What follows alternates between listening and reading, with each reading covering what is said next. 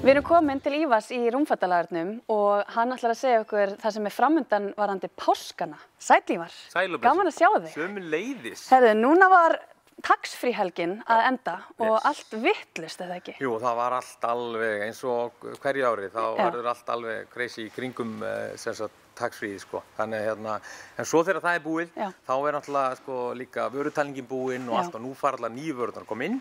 Þannig nú fer maður bara að dúlla sig við að setja alltaf nýja og flotta inn, þannig að við erum bara mjög spennt fyrir það sem er að koma, sko. Ok, hér stöndum við glæsilegt borð. Já. Og það er hún Soffía sem er með skreytum hús. Já.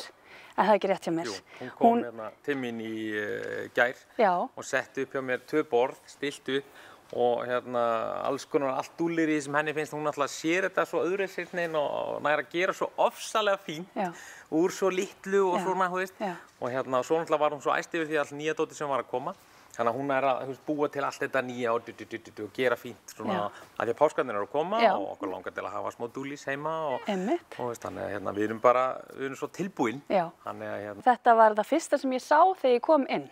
Að þetta borð blasti við mér og ég hugsaði, já, við verðum að tala um eitthvað um þetta borð, sko.